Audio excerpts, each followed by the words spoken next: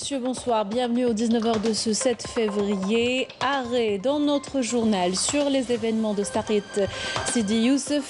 L'Algérie et la Tunisie s'apprêtent à commémorer demain le 64e anniversaire de ces faits tragiques où le sang des deux peuples s'est entremêlé. Le Premier ministre, ministre des Finances, Ayman Ben Abdelrahman, prend part aux commémorations.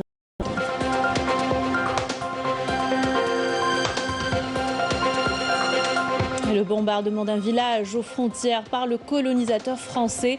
Retour sur la genèse des événements de Sarid Sidi Youssef. Des témoins dans ce village se rappellent encore l'horreur de l'attaque qui a fait plus d'une centaine de morts.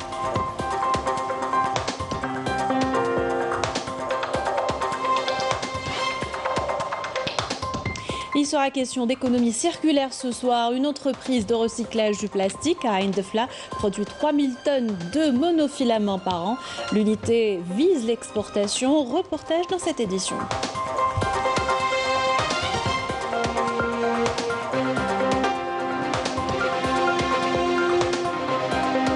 Gros plan sur la pièce détachée automobile où le recours à la contrefaçon est courant. Pourtant, ce choix peut s'avérer dangereux. Qu'en pensent les Algériens et sont-ils conscients des répercussions? Réponse tout à l'heure.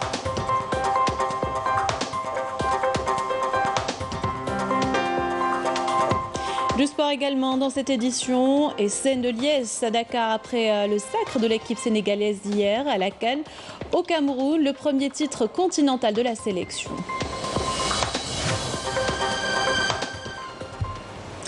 Bienvenue à tous, heureuse de vous retrouver. Tout d'abord, cette information, le Premier ministre, ministre des Finances Ayman Ben Abdelrahman, prend part demain aux commémorations des événements de Sarid Sidi Youssef.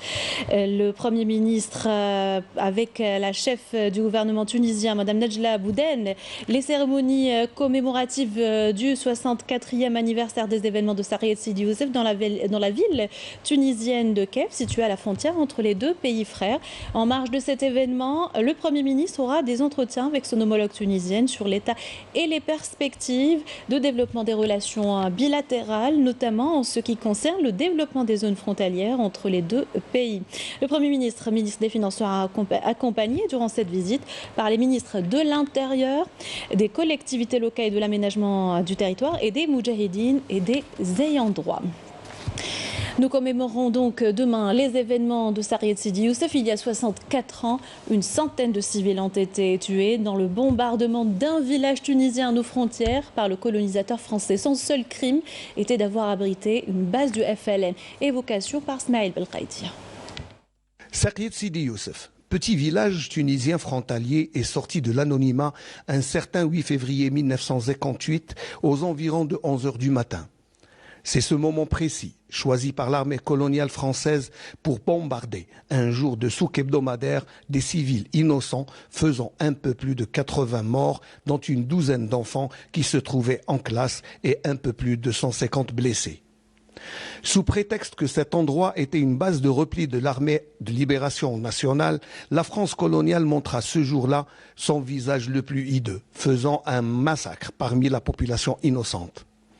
Les prétextes fallacieux du colon tombèrent un à un sous le regard des instances internationales qui envoyèrent des émissaires dont le constat accablait encore plus la France colonialiste.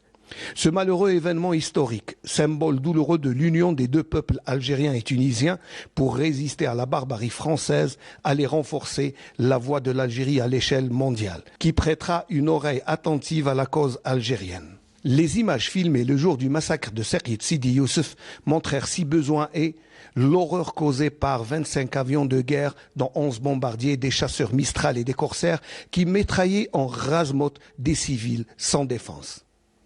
Ni l'école du village, ni même les camions de la Croix-Rouge n'échapperont à cette cruauté inhumaine de l'armée française, dont les arguments farfelus ne convaincront plus personne. Bien au contraire, ils ne feront que renforcer l'internationalisation de la cause algérienne et sa soif d'indépendance. 64 ans après, Sarid Sidi Youssef, célébré conjointement chaque année par l'Algérie et la Tunisie, est devenu l'incontournable rendez-vous pour consolider les liens des deux peuples, symbolisant ainsi la fraternité sincère entre ces deux nations pour un devoir de mémoire. Et depuis les événements de Saqiet Sidi Youssef, les relations entre les deux peuples n'ont jamais cessé de se renforcer. Un fait qui a marqué un tournant également dans la guerre de libération nationale. Retour sur cette attaque avec ces témoignages vivants recueillis par Naïm Alouali. Il y a 64 ans, presque jour pour jour, l'armée française bombardait un 8 février 58 le village tunisien de Saqiet Sidi Youssef, frontalier à l'Ahdada, près de Souk Ahras.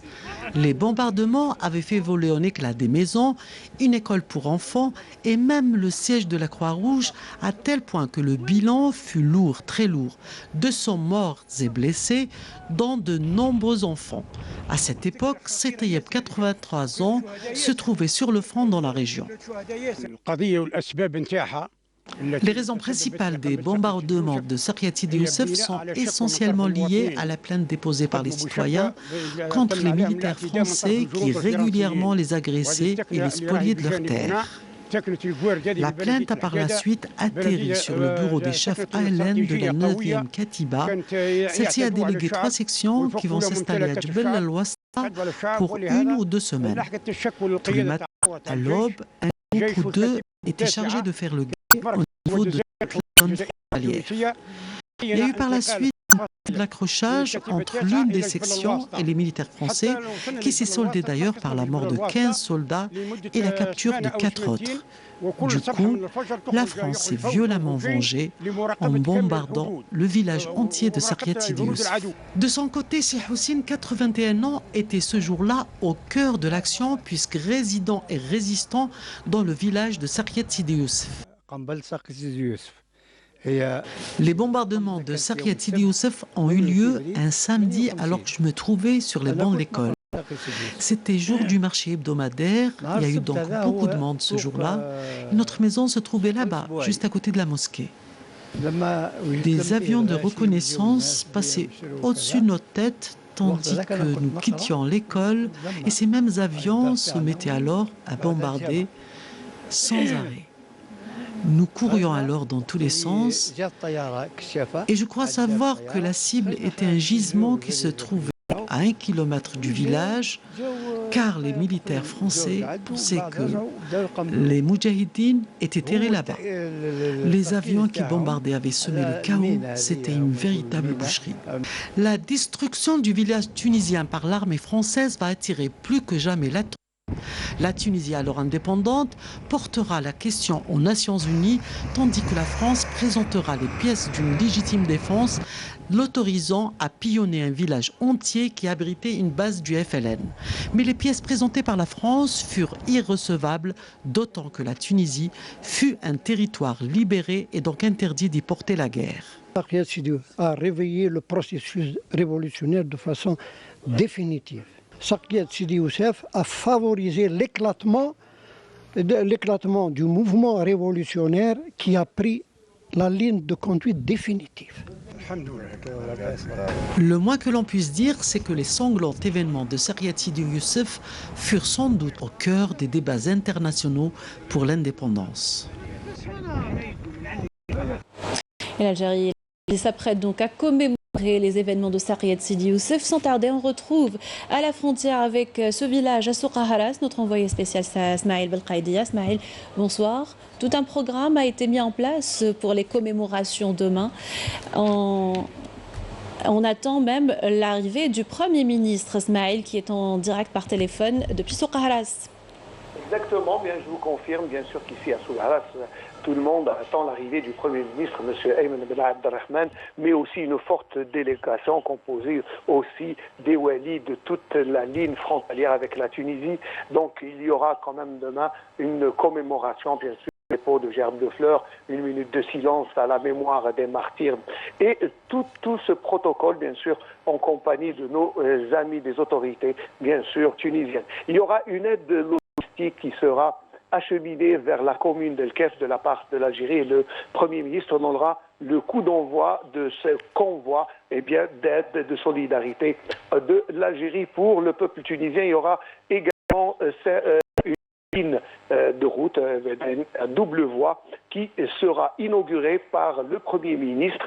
Elle est longue de 45 km entre la ville de Sogaras et le poste frontalier de Hdada. C'est une double voie qui va surtout favoriser les échanges économiques entre les deux pays, puisque cette route verra le lien entre bien sûr les différents échanges économiques entre les deux pays. Mais alors, pour terminer bien sûr la journée, il y aura frontaliers dans Sidi Frej, Haddada, Ouled Moumen et L'Akhdara qui seront raccordés au réseau d'alimentation en gaz de ville. Tout cela pour désenclaver ces zones un peu retirées. Voilà, c'est à peu près les grandes lignes du programme qu'attend le Premier ministre et la forte délégation qui sera bien sûr avec lui. Un programme que nous suivrons en détail demain. Le programme des commémorations des de Saqiet Sidi Youssef, la Tunisie, bien sûr. Merci. Maïl Belqaïdia, je rappelle que vous étiez en direct depuis Souk Ahras. Économie et ce bond dans l'activité du port de Skikda. L'entreprise portuaire locale a enregistré plus de 10 millions de dinars de chiffre d'affaires en 2021. Elle a également pu exporter 284 tonnes de clinker. Plus de détails avec Ammar Tebal, commentaire Rahat Ammar. 22 millions de tonnes, c'est le volume d'échanges commerciaux pour l'année 2021 effectué au niveau de l'entreprise de gestion portuaire Skikda.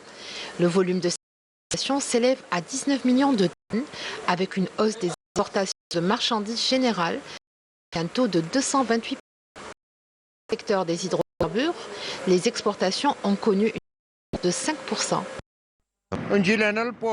Je viens ici au port pour voir le transitaire chargé des formalités de dédouanement des marchandises. Tout se passe normalement, tout va bien.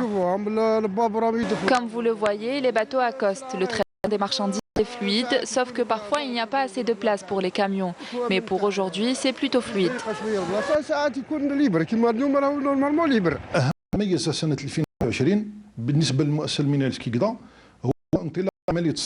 Le fait marquant au niveau du port de Skikda, c'est le lancement de l'opération d'exportation du site Clinker. Nous avons également exporté 250 tonnes de générateurs. Un générateur pèse 284 tonnes et il est fabriqué par l'usine Générale Électrique Algéria, turbine implantée à Batna. Nous considérons que l'opération d'exportation d'un produit de cette taille est une réussite. Elle constitue une grande prouesse.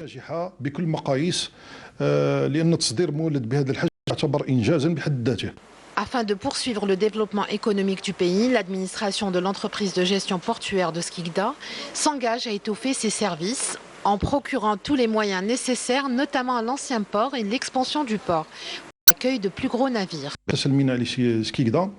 Le port de Skikda se dotera bientôt d'un shiploader, un chargeur de navires qui permettrait d'accélérer la cadence du transportement des marchandises. Le port pétrolier est un projet financé par Sonatrach à échéance de 2 années. On espère qu'il soit livré dans les délais et débuteront avec les exportations de gaz et de pétrole. Des améliorations qui seront également possibles grâce à l'expansion des quais qui pourraient ainsi accueillir de gros bateaux. Véritable pôle vital pour l'économie nationale, le port de Skikda est aussi l'une des plus grandes entreprises nationales à même d'assurer une nouvelle dynamique économique pour le pays. Et on va parler d'économie circulaire, le credo d'une entreprise familiale de recyclage des bouteilles en plastique à Ain Defla. L'unité produit 3000 tonnes de monofilaments par an et l'exportation est son leitmotiv, nous dit Saïda Maïouf, notre reportage. L'entreprise familiale de recyclage de bouteilles en plastique implantée dans la zone industrielle à Ain Defla a été créée dans les années 2000 et s'est fixé un noble objectif depuis 2016, celui de réduire le coût des importations et booster l'opération des exportations hors hydrocarbures. Notre père a importé les monofilaments pour application de balais et brosses de l'Italie et de l'Espagne. Et après, on a commencé la fabrication de ce produit-là. Et on arrivé à satisfaire le besoin du marché algérien. Et en 2016, on a commencé notre première opération d'exportation vers l'Europe et aussi vers le Maghreb, vers l'Afrique, notamment. L'Europe, notamment l'Italie et l'Espagne, principalement, c'est ça. Nous fabriquons la fibre pour balai par le traitement de 1 million de bouteilles par jour.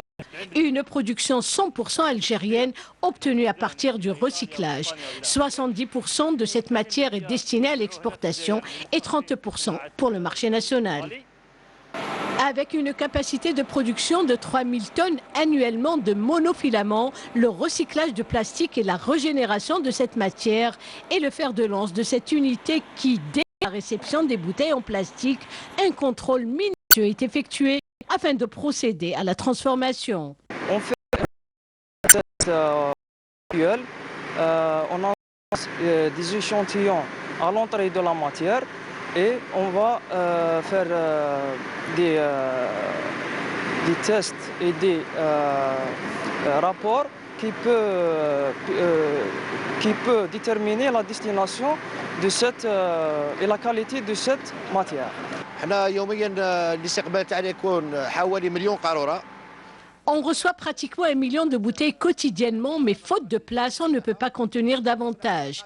Avec une superficie de 6200 mètres carrés, l'exiguïté des lieux ne nous a pas permis de placer la deuxième ligne acquise il y a 1 an et qui comprend tout le processus du recyclage, notamment le lavage et le broyage. Et on aimerait bien avoir plus d'espace pour produire 6000 tonnes par an. On est actuellement à 140 employés et on peut arriver à 250 postes d'emploi directs et à plus de 300 postes d'emploi indirects. En 2016, j'ai rejoint cette unité après des années de chômage. J'ai été formé sur le tas et aujourd'hui, je dirige la production en matière de qualité. Le déchet plastique en PET ou polyéthylène, un enjeu environnemental majeur, se voit ainsi recyclé, voire revalorisé, afin de retrouver une seconde vie, protégeant ainsi l'environnement et s'inscrivant en droite ligne dans une logique d'une économie circulaire, afin de faire valoir le développement durable. Ce fléau qui mine les économies, la contrefaçon, une pratique qui peut s'avérer redoutable quand il s'agit de pièces détachées automobiles. Le choix d'une copie au prix souvent plus doux peut être dangereux en campant les Algériens. Et sont-ils conscients des répercussions? Réponse dans ce reportage de Sabrina Khalifi. Tous les propriétaires de voitures doivent un jour remplacer une pièce automobile spécifique dans leur véhicule à cause d'un accident ou de l'usure. Deux choix se présentent, acheter des pièces d'origine ou bien contrefaites. Je préfère acheter des pièces d'origine, elles sont fiables. Il s'agit quand même de ma sécurité. Je me suis acheté des plaquettes de frein contrefaites avec une garantie d'1 an.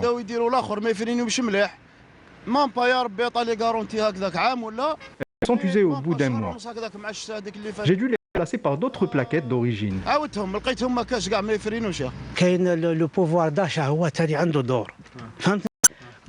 Le pouvoir d'achat joue un rôle décisif.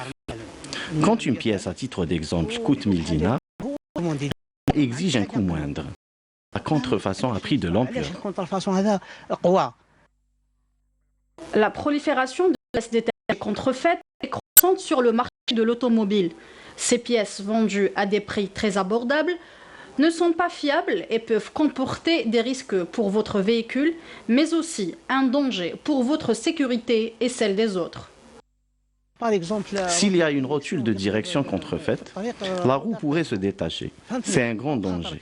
Idem pour les plaquettes de frein.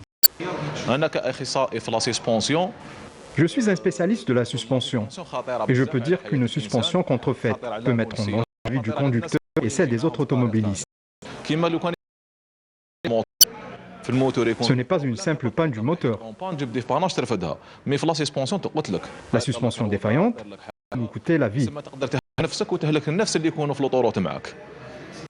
Il est donc nécessaire de demander conseil aux connaisseurs. Je préconise aux clients de choisir des pièces authentifiées. كليون دي فوا ما على بالوش دي فوا ما على بالوش يجي يدير دوفي ça dépend يدير دوفي حاجه. Le client parfois ignore la qualité de la pièce. Mais ça dépend لازم تفهم له. Il achète des pièces contrefaites tout en ayant en tête que ce sont des pièces d'origine. C'est pour cela qu'il faut faire appel aux spécialistes. Vous l'avez compris, il est nécessaire de faire preuve de beaucoup de prudence quand on achète une pièce automobile. Dans l'actualité, reprise des cours en présentiel dans certaines facultés après 3 semaines dû à la situation sanitaire. L'exemple ce soir à Ouergla où l'université a accueilli de nouveaux étudiants dans un protocole sanitaire strict. À Ouergla, les étudiants de la faculté Qasdi Merbah ont repris les cours après une semaine de suspension en raison de la pandémie du Covid-19.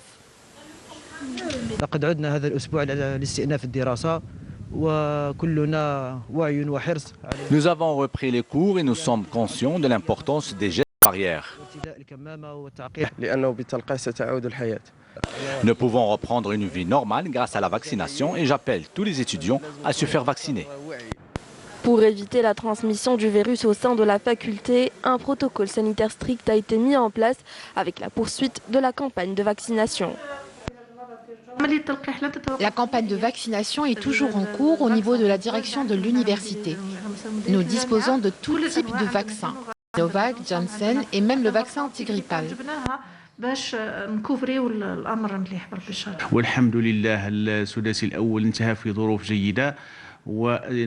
Nous avons achevé le premier semestre dans de bonnes conditions. Et pour ce qui est du deuxième semestre, tout se passe bien. Les enseignants et les étudiants ont repris les cours et la résidence universitaire a ouvert ses portes. Les étudiants sont appelés à respecter les mesures de prévention afin de poursuivre l'année scolaire en toute sécurité. Le point sur la situation sanitaire, 502 nouveaux cas confirmés de coronavirus, 540 guérisons et 8 décès enregistrés ces dernières 24 heures selon le ministère de la Santé.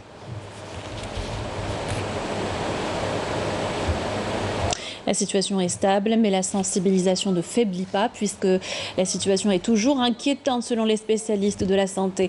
Ces derniers appellent à la vaccination. À Naama, des campagnes sont organisées pour le respect également des mesures de prévention, notamment dans les lieux publics. Mustafa Dehawi, Sofiane Hamoudi.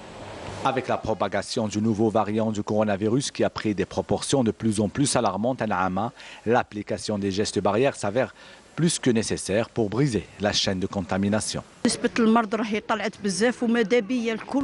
derniers temps, nous avons constaté beaucoup de contamination à Naama.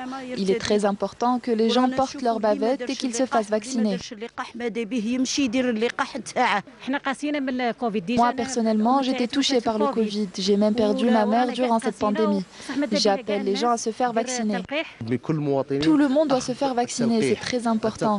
C'est de cette façon qu'on peut se protéger et on protège nos proches. Les autorités locales veillent rigoureusement à l'application du protocole sanitaire et des mesures préventives. Je suis ici pour veiller à l'application du protocole sanitaire, notamment le port du masque et la distanciation sociale. Nous veillons à rappeler à la population l'importance de la vaccination. Les citoyens sont appelés à porter le masque et à respecter la distanciation sociale. Ils doivent aussi se faire vacciner. Adoptés depuis les débuts de la pandémie, les gestes barrières restent le seul rempart contre la propagation de la Covid, notamment avec le peu d'engouement constaté pour la vaccination. Et les prix des viandes blanches connaissent une baisse après une hausse considérable. Le marché a été impacté par les mesures des autorités pour encourager la production et soutenir ses coûts. Reportage de Myriam Ben Abdelrahman, commentaire Yasmine Massaoudi. Après avoir frôlé les 600 dinars le kilogramme, le prix du poulet de chair a connu une baisse significative ces 3 derniers jours. Une bonne nouvelle pour les consommateurs. C'est que le prix du poulet a baissé, on le trouvait à 420 dinars, voire même à 470 dinars. À présent, il est accessible. Les prix sont à notre portée. Aujourd'hui, j'en ai acheté pour 1000 dinars. Les cuisses de poulet sont cédées à 270 dinars. Le kilo d'escalope est à 550 dinars. Il y a quelque temps, le prix du kilo d'escalope avait atteint les 900 dinars. Les commerçants, quant à eux, ont leur mot à dire sur la flambée des prix des viandes blanches.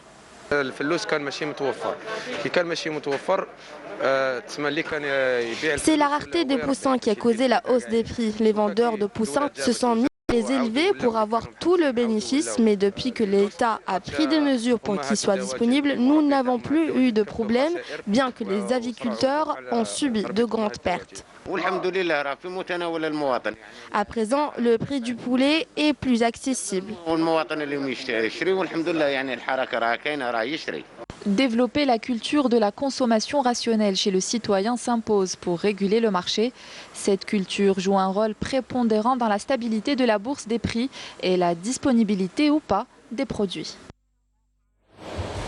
À l'étranger, les opérations militaires se poursuivent le long du mur de la honte. Au Sahara occidental, les unités de l'armée de libération sahraoui ont mené de nouvelles attaques contre les retranchements des soldats de l'occupant marocain, notamment dans le secteur d'El Haouza.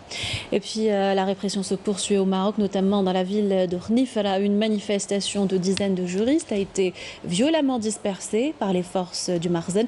Ils sont sortis pour dénoncer les répressions qu'ils subissent et que subissent les militants des droits de l'homme dans le pays. L'élection du président irakien reportée, le quorum des 2/3 n'a pas été atteint au Parlement. Les élus des plus importants partis irakiens ont observé la politique de la chaise vide, un boycott annoncé par leurs directions respectives. Seuls 58 députés sur 329 étaient présents pour le moment. Aucune date n'a été fixée pour une prochaine élection présidentielle. Du sport et le Sénégal qui a remporté sa première Coupe d'Afrique des Nations, un sacre après sa victoire hier face à l'Égypte par tir au but 4-2. Une séance suite à des prolongations qui se sont terminées sur le score de 0 partout. En marge de la remise du trophée, le Sénégalais Sadio Mané a été sacré meilleur joueur du tournoi. Son compatriote Edouard Mendy sacré meilleur gardien. Et le Camerounais Vincent Aboubakar sacré meilleur buteur avec 8 réalisations. Et on peut donc imaginer la joie des Sénégalais qui ont fait la fête jusqu'au bout de la nuit, quand vous pouvez le voir sur ces images qui nous viennent de Dakar.